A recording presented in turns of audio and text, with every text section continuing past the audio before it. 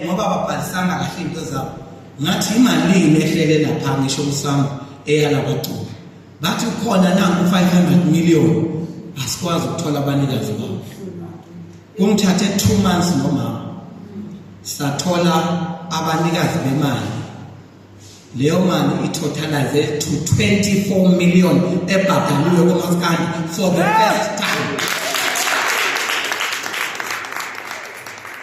Sathi nabo abanikazi bani ngoba eSAMRO bamele ukuthi wena uyoyiclaima imali.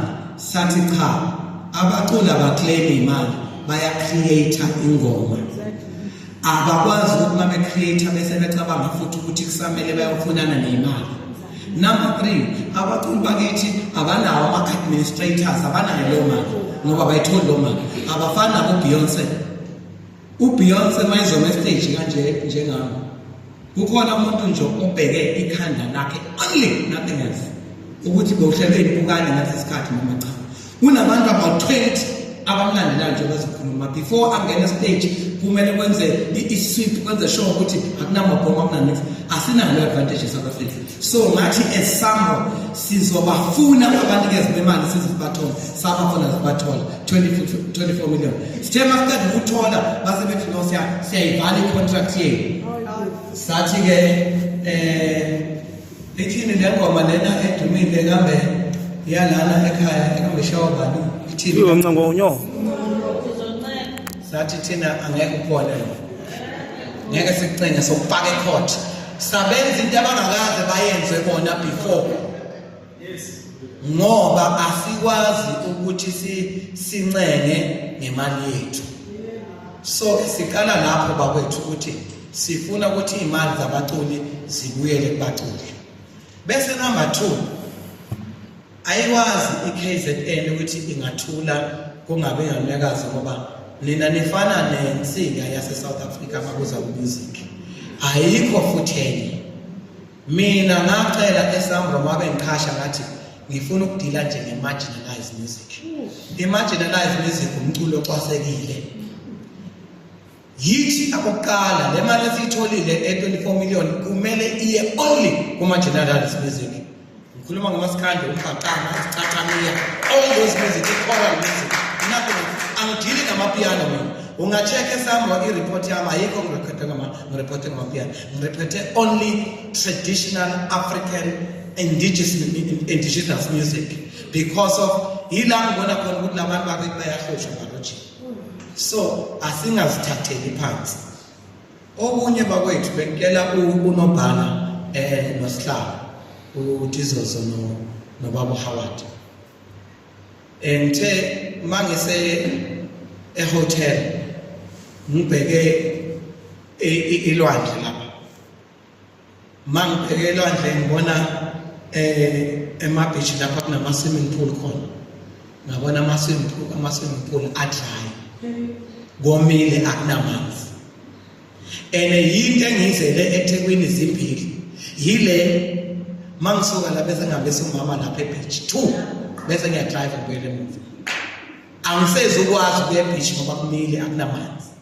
Angikwazi ukungena olwandle ngoba uma umzula ukwazi ukubhukuda uyakwazi nakwazi. So ngingena kulamanzi amancane lawa ayila eduze awekho maciko ngeke kwenzeke lokho. iThekwini neKZN is strong ku-tourism. Le nto engiyibona lapha angikhathali ukuthi ubani uminister of tourism noma umngani wakho angeke ngiyimele le nto engiyibone lapha. Angikhathali ukuthi ubani ophethe tourism eKwaZulu-Natal akasukume manje ahlangana namaciko. Ngifuna ukuthi nge-18 July nihlangane nanangu uBabuZulu noHoward niyogeza leya beach nina amaciko. Sizohamba ngisebenzi la siyogeza leya beach leya nge-18 July neMandela Day. Ubaba uZulu noBaba Howard kumele bafake umculo siyoperforma lapha sofaka stage with or without imali government will perform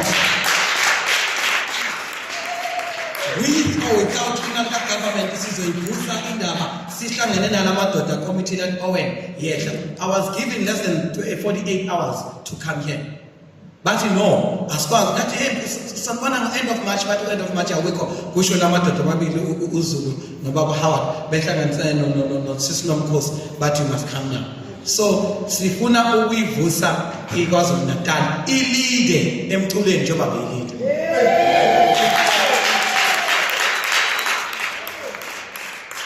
Bangibonise enye into uNobhala noSihlalo, I couldn't believe it ukuthi ifacility elana kanti enjani ama studios engiwabonela phana ngishe ngwaphansi angeze ukukhuluma okunye bayokutshela bona kodwa uzoyibona into esoyenza ngalama studio before uphela lenyanga.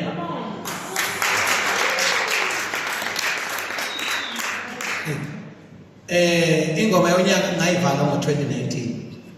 This year ngiyayivula ingoma yonyaka and ngathi izophuma kule studio.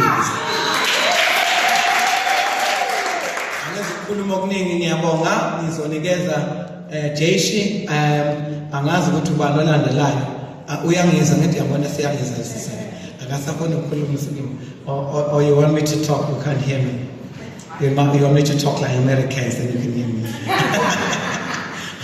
Okay ngiyabonga bafowethu namhlanje sizomemezela ke i-leadership yethu sisonke. I-leadership iyasihola okwesikhashana ngoba phela angeke sihambe nje singana direction kodwa yonke inkinga yakho onayo ngicela ukuthi uyitshele le leadership. Kune WhatsApp group abosisi Nomkhosi bagijima abosisikusela ngakhona kule WhatsApp group. Yonke into eniyikhuluma lapha ayikho neyi1 into engezokwenzeka. Into ke enye engikhala ngayo kakhulu engizwe bakhala abantu bakhala ukuthi umculo wesintu awusadlalwa especially inkinga kabaphosa ukuthi awudlalwa umculo emsakazweni. Into ezophela leyo. I-March engiyibekile babuZulu eqonde laphana eKE Masinga Street nize nengikhonzekile abantu nisiyeza bazowudlala umculo wethu bethanda bengathandi. Angizukubaqela angiyukubanqe angazi ngabanyenga namalobhe la ngiyobadlalela futhi le ngoma yami yonyaka yadisela ngithi ngibuya ngayo ke manje sengibuya ngoba asizukwazi ukuqhubeka umculo ungadlali emsakazweni. Ayikho into ekhuthaza abantu sorry Jeshi ukuthi bayenze umculo ongezodlalwa ongezumakethwa. Bengitshela umama Sunday ngithi mama what is the point kodwa yokuthi simamele i-radio manje ngoba ngoSunday khona le into esevukile ebayibiza nge-love movement ku-Metro FM bese kuba khona okhoze I think iselunayo le kuthi kudlala inamba ingoma zothando zase-America every Sunday.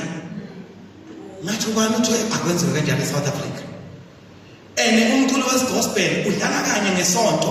Ubani othe thina umculo wegospel simamela kule Sunday? Why umculo wegospel ungadlalwa any day just like any other music? Kumele silinde isonto ukuze size umculo wegospel. I-gospel is one of the dying genres nobody.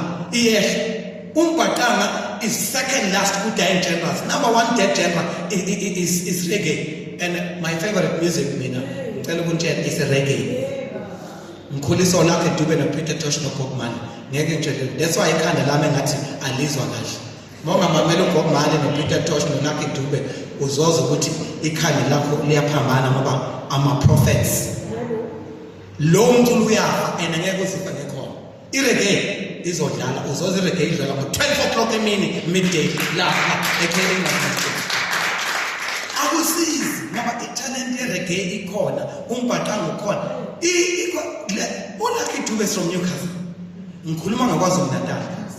It's one of the marginalized genres music we-reggae. Ngifocuse lapho. Ungayidlala i-R&B yakho uzishonelanga kuyoshona le futhi ngakudlula la i-R&B yakho le.